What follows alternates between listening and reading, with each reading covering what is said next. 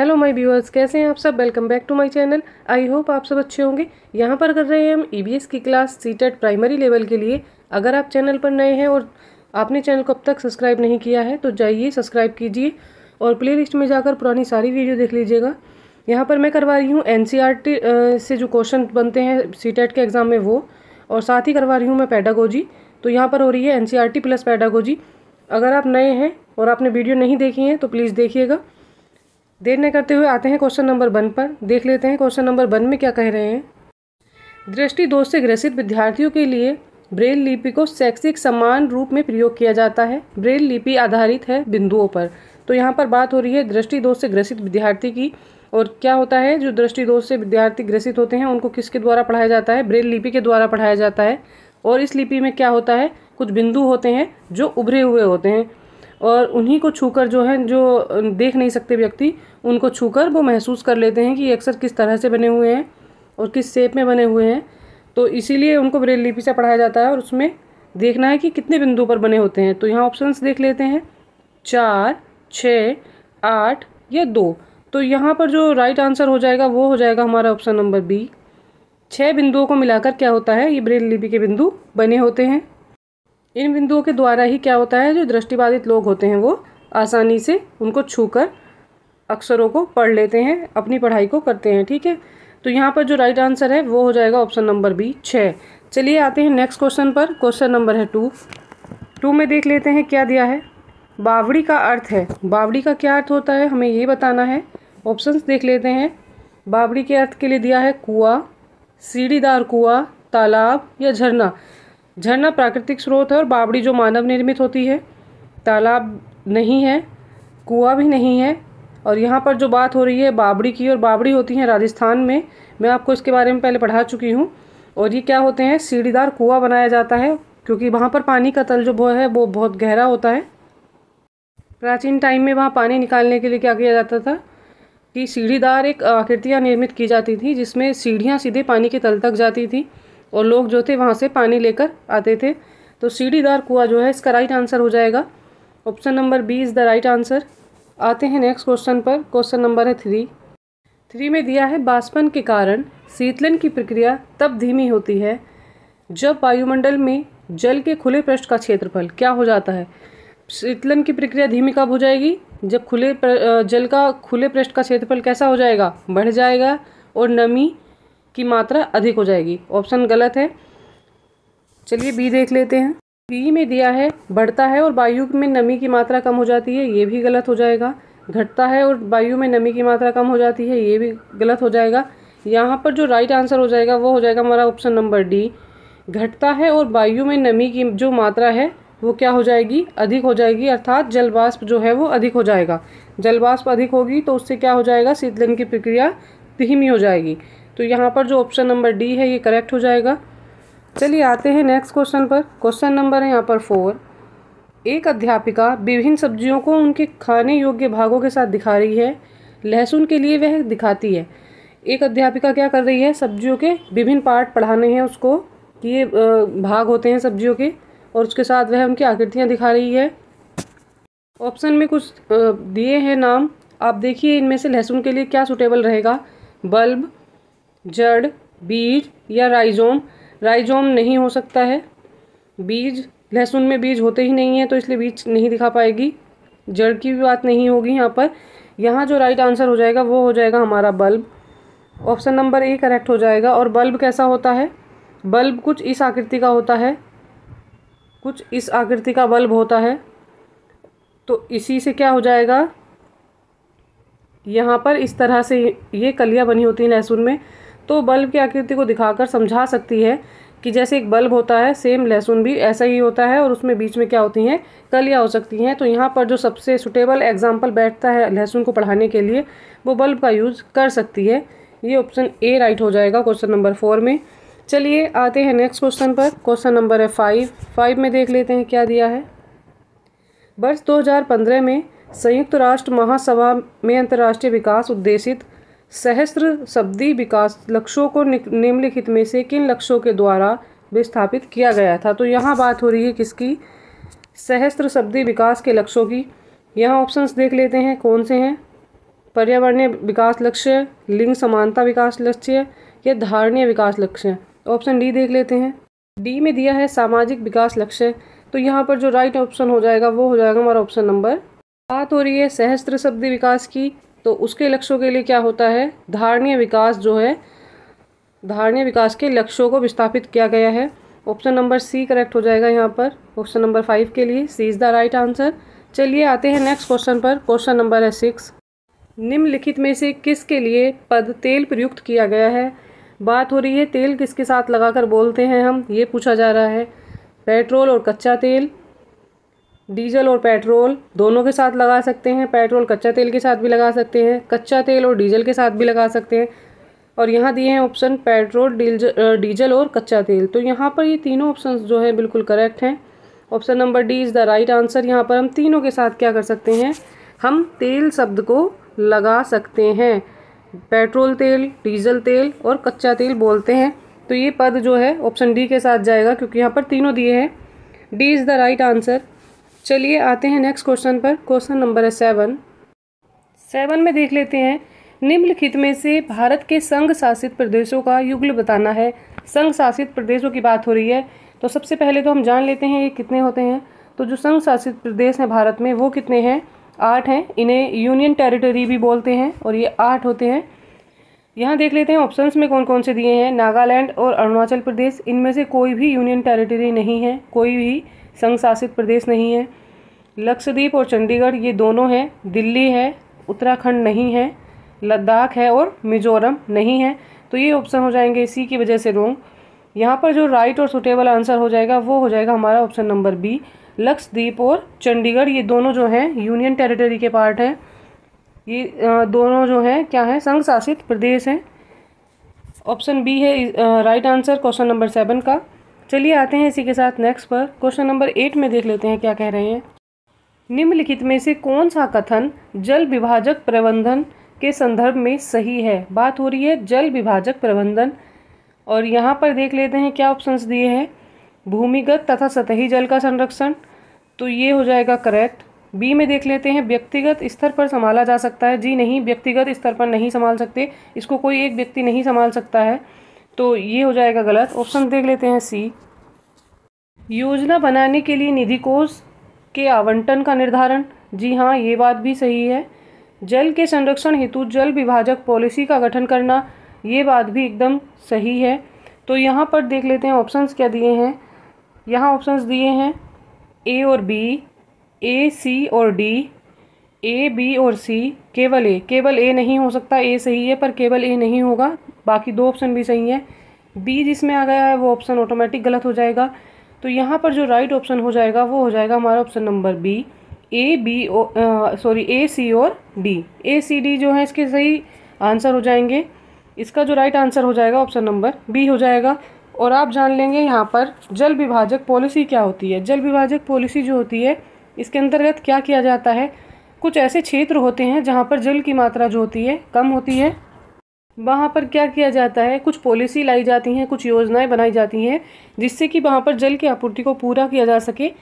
जैसे कि हो जाता है राजस्थान की बात हो जाती है, वहाँ पानी की बहुत ज़्यादा कमी है, तो वहाँ पर क्या होता है टपक सिंचाई और ड्रिल सिंचाई के माध्यम से जो है खेती और सिंचाई की जा सकती है, सब्जियाँ उगाई जा सकती हैं।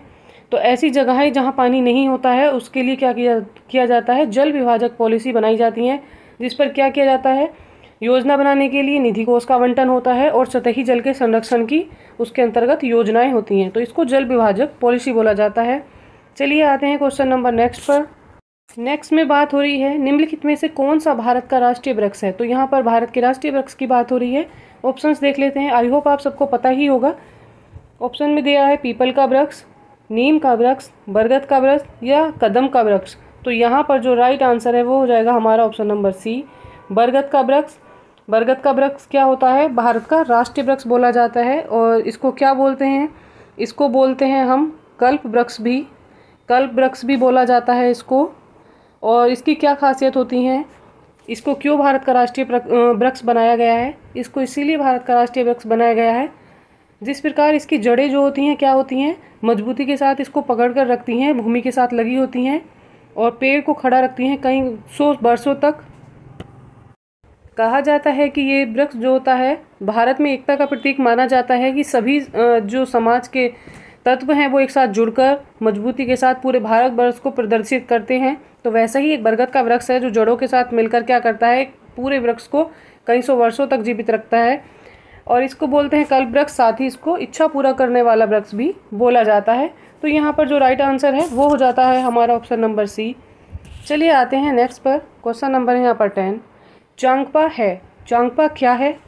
तो चांगपा जो है क्या होती है, जनजाति होती है, एक जनजाति का नाम होता है चांगपा। ऑप्शंस देख लेते हैं।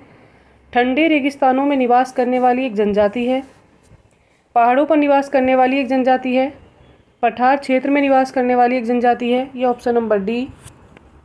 ऑप्शन डी में दिया है नदियों के समीप रहने वाली एक जनजाति है। तो यहाँ पर जो राइट आंसर हो जाएगा वो हो जाएगा हमारा ऑप्शन नंबर बी हो जाएगा। यहाँ पर बी राइट है, B is the right answer. ये एक जनजाति होती है जो पहाड़ों पर निवास करती है, और यह क्या करती है, ये करती है एक रेबो नामक टेंट बनाती है और एक लेखा बनाती है जिसमें क्या करती है, भेड़ बकरियों को अपनी रखती है। ये क्या जनजाति होती हैं, ये लद्दाख में पाई जाती हैं, और ये अपनी भेड़ों को चुगाने के लिए कहाँ ले जाती हैं, भेड़ चराने के लिए पहाड़ी क्षेत्रों में ऊपर चली जाती हैं और वहीं पर क्या करती हैं, निवास करती हैं। इसके बारे में मैं आपको डीपली पढ़ा सकती हूँ, अगर आपको इसके बारे में पढ़ना है तो प्लीज़ कमेंट करके बताइएगा। चलिए कुछ टॉपिक हैं ऐसे जो मैं आपको डीपली करवाना चाहती हूँ, अगर आप चाहते हैं तो मैं उनको करवा सकती हूँ, कमेंट करके बोल दीजिएगा। चलिए आते हैं नेक्स्ट पर। Question number 11। क्वेश्चन नंबर 11 में है, भारत की राजधानी की स्थिति के सापेक्ष चंडीगढ़ जो पंजाब की राजधानी है और देहरादून जो उत्तराखंड की राजधानी है, तो इनकी बात हो रही है, दिशाएं क्रम से होंगी। इनकी दिशाएं हमें दिल्ली के सापेक्ष बतानी है। तो यहाँ पर हम सबसे पहले देख लेते हैं कि हम क्या बनाते हैं। हम एक लाइन खींच लेते हैं जो कुछ इस तरह से बनाते हैं। हम दिल्ली को क्रॉस करते हुए एक लाइन बनाते हैं, ये दिल्ली है यहाँ पर, और यहाँ ये उत्तराखंड हो जाएगा, और इधर हो जाएगा कहीं पंजाब। तो ये हम पंजाब को डिनोट कर रहे हैं पी से, और उत्तराखंड को डिनोट करते हैं यू से। तो हमने, और इधर ये वेस्ट हो जाएगा, तो यहाँ हो जाएगा उत्तर, और ये पश्चिम, ये पश्चिम है यहाँ पर, ठीक है। और इधर पूर्व हो जाता है। तो यहाँ जो राइट आंसर हो जाएगा क्या हो जाएगा, ये आ जाएगा किधर किधर, आप इसको किसके सापेक्ष कैसे बता सकते हैं, ये आ जाएगा इधर, यहाँ दिल्ली है और ये इधर आ जाता है, और ये ऐसे बनता है नक्शा कहीं। तो ये आ जाएगा हमारा, ये नॉर्थ है, ये नॉर्थ हो जाता है, ये ईस्ट है, ये वेस्ट है, और ये साउथ है। तो इसको क्या देखते हैं, ऑप्शंस में देख लेते हैं, उत्तर पूर्व और उत्तर पश्चिम, दक्षिण पूर्व और उत्तर पूर्व। यहाँ पर आंसर उत्तर पश्चिम और उत्तर पूर्व, और डी में दिया है दक्षिण पश्चिम और उत्तर पश्चिम। तो यहाँ पर जो राइट आंसर है और सुटेबल आंसर है वो है ऑप्शन नंबर सी। सी हो जाएगा यहाँ पर करेक्ट। तो कैसे देखते हैं, हमें बात करनी है ये पंजाब की, ये है यहाँ पर पंजाब और ये है उत्तराखंड। तो ये आ जाएगा उत्तर और पश्चिम में, इसको पश्चिम बोलते हैं। दिल्ली के सापेक्ष कहाँ जा रहा है, ये उत्तर पश्चिम, और जो दूसरा वाला है वो कहाँ पर आएगा, ये आ जाएगा उत्तर और पूर्व। ये उत्तर पूर्व के बीच में है, तो इसको उत्तर पूर्व बोला जाएगा। तो ऑप्शन नंबर सी करेक्ट हो जाएगा 11 में। चलिए आते हैं 12 पर। महत्वपूर्ण कारक जो पदार्थ के दुरुपयोग में योगदान देते हैं, अर्थात पदार्थ का दुरुपयोग होता है और पदार्थ जो हैं वेस्ट हो जाते हैं, उसके बारे में कौन योगदान देता है बात हो रही है। दुरुपयोग करने वाले का लिंग, लिंग की बात हो रही है कि लड़का करता है या लड़की करती है, तो ये बात तो मैटर नहीं करती है, दोनों करते हैं तो दोनों के द्वारा ही दुरुपयोग माना जाएगा। वे क्षेत्र जहाँ पर रहने वाले लोग क्या करते हैं, तंबाकू उगाते हैं, तो खाली तंबाकू के उगाने से दुरुपयोग नहीं हो रहा है। अन्य परिवारों के सभी सदस्यों द्वारा पदार्थों के नियमित प्रयोग या उपयोग। क्षेत्र की जलवायु की स्थिति, तो जलवायु की स्थिति से कोई दुरुपयोग नहीं होता है। यहाँ पर जो राइट आंसर हो जाएगा वो हो जाएगा हमारा ऑप्शन नंबर सी। अन्य परिवार के सदस्यों के द्वारा क्या होता है, जो नियमित हम क्या कर रहे हैं, किसी पदार्थ का प्रयोग कर रहे हैं, उपयोग कर रहे हैं, उससे क्या हो जाता है, पदार्थ का दुरुपयोग हो रहा है, पदार्थ वेस्ट हो रहे हैं और वो धीरे धीरे खत्म होते जा रहे हैं। तो यहाँ पर जो आंसर सही है वो है ऑप्शन नंबर सी। आते हैं नेक्स्ट पर। क्वेश्चन नंबर है 13। सामाजिक विज्ञान में प्रवसन और एक महत्वपूर्ण संप्रत्यय है उत्प्रवासन, मूलतः निम्नलिखित में से किसे निर्दिष्ट करता है। तो यहाँ पर बात उत्प्रवासन की हो रही है। ऑप्शंस देख लेते हैं। एक देश से दूसरे देश में स्थान बदलना, एक शहर से दूसरे शहरी क्षेत्र में स्थान बदलना, या एक देश से बाहर स्थान बदलना, एक देश के में अंदर स्थान बदलना। तो यहाँ पर जो राइट आंसर हो जाएगा उत्प्रवसन का, वो हो जाएगा एक देश से बाहर स्थान बदलना। अर्थात आप यहाँ से कहीं बाहर रह रहे हैं, किसी दूसरे देश में रह रहे हैं और आप वहाँ पर अपना स्थान परिवर्तित करते हैं तो उसको उत्प्रवासन बोला जाता है। एक देश से बाहर स्थान बदलना उत्प्रवासन में आता है। चलिए आते हैं नेक्स्ट पर। क्वेश्चन नंबर है यहाँ पर 14। वह स्थान जहाँ चांगपा अपनी भेड़ एवं बकरियों को रखते हैं और कहलाता है। इस टॉपिक से मोस्टली क्वेश्चंस बनते हैं, ये आता ही है एग्ज़ाम में। तो ये एनसीईआरटी वेस्ट क्वेश्चन मैं आपको करा रही हूँ। अगर आप चाहते हैं कि मैं डीपली इसको एक्सप्लेन करूँ, मैं पढ़ाऊँ आपको, तो प्लीज़ कमेंट करके बोलिएगा। यहाँ पर जो है बात हो रही है चांगपा जनजाति की। मैंने ऊपर ही आपको बताया था ये क्या करती हैं, भेड़ बकरियाँ रखते हैं और क्या कहलाता है, उसको क्या बोलते हैं, रेबो, लेखा, घर या पैन। तो ये जो होता है यहाँ पर राइट आंसर हो जाता है ऑप्शन नंबर बी। इसको बोला जाता है लेखा। रेबो जो होता है टेंट होता है, वो टेंट अपने रहने के लिए बनाते हैं और भेड़ बकरियों को रखने के लिए क्या बनाते हैं, लेखा बोलते हैं उसको। जो पत्थरों और झाड़ियों से मिलाकर ये बनाते हैं, ये बोला जाता है लेखा। चलिए आते हैं नेक्स्ट पर। क्वेश्चन नंबर है 15। बात हो रही है यहाँ पर स्वामी नदी के पास रहता है और भारी बारिश की वजह से क्या है, पाइपलाइन जो है क्षतिग्रस्त हो गई है और पेयजल आपूर्ति बाधित हो चुकी है। उसके लिए क्या करना पड़ रहा है, उनको पानी जो है, पीने का पानी के लिए कैन खरीदनी पड़ रही है। स्वामी अपने पिता से पूछता है, जब हमारे पास इतनी नदी बह रही है तो हम पानी कैन से हमें क्यों खरीदना पड़ रहा है, कैन से खरीद के हम क्यों पी रहे हैं। तो वह अपने पिता से इस बारे में बात कर रहा है। तो उसके पिता को क्या करना चाहिए, ऑप्शंस देख लेते हैं। स्वामी से कहना चाहिए कि बारिश के मौसम में पानी प्रदूषित हो जाता है, ऐसा पानी पीने योग्य सुरक्षित नहीं। ऑप्शन बी में दिया है, स्वामी से कहना चाहिए कि नदी के पानी में जीवाणु और अन्य बीमारियां हो सकती हैं, हम बीमार हो सकते हैं। स्वामी से कहना चाहिए कि पानी की कैन रखने, पानी को उपचारित करके स्वच्छ बनाया गया है और वह पीने के लिए संरक्षित है, तो ये बात उसको बोलनी चाहिए। या स्वामी से कहना चाहिए कि वो नदी के पानी और पीने के पानी की कैन में रखे पानी को गिलास में रखकर अवलोकन करके अंतर लिखे। यहाँ पर बात हो रही है ईवीएस शिक्षण की। तो ईवीएस शिक्षण क्या चाहता है कि बच्चे अधिक से अधिक सीखें, उन्हें जानकारियाँ मिलें। यहाँ कुछ भी बोल देने भर से बच्चे को बात क्लियर नहीं होगी, उसको उस पर ट्रस्ट नहीं होगा। उसको यकीन कैसे होगा, जब वह उस चीज़ को खुद से देखेगा। तो उसको क्या करना चाहिए, पानी की जो कैन है उससे पानी लेना चाहिए और जो नदी का पानी है उन दोनों को एक एक गिलास में भर के रखना चाहिए और देखना चाहिए कि उनमें क्या गंदगी है और कैसे उसको दिखता है पानी। तो उसके अंतर जो है पानी देखकर बच्चा अपनी कॉपी में लिखेगा, उनको बताएगा, समझेगा, अवलोकन करेगा, तो वो ज़्यादा अच्छे से समझ पाएगा। फिर दोनों एक दूसरे से बैठकर बात कर पाएंगे। तो उसके जो पिता हैं, जो अभिभावक हैं स्वामी के, वो उसको अच्छे से समझा पाएंगे और उसको अच्छा समझ आ पाएगा जब वे खुद देख लेगा उस चीज़ को। तो यहाँ पर जो ऑप्शन नंबर डी हो जाएगा वो हो जाएगा करेक्ट। इसी के साथ आज की क्लास होती है कंप्लीट। बताइए क्लास आपको कैसी लगी। अगर आप चाहते हैं कि मैं डीपली एक्सप्लेन करूं इसके कुछ टॉपिक जो एनसीईआरटी बेस्ड हैं और बार बार पेपर में क्वेश्चंस उस जगह से आते हैं, ठीक है, तो आप मुझे कमेंट करके बता सकते हैं। और अगर आप चैनल पर नए हैं और पुरानी वीडियो नहीं देखी हैं तो प्लीज़ सब्सक्राइब करिए और जाकर प्लेलिस्ट में सारी वीडियो देख लीजिएगा।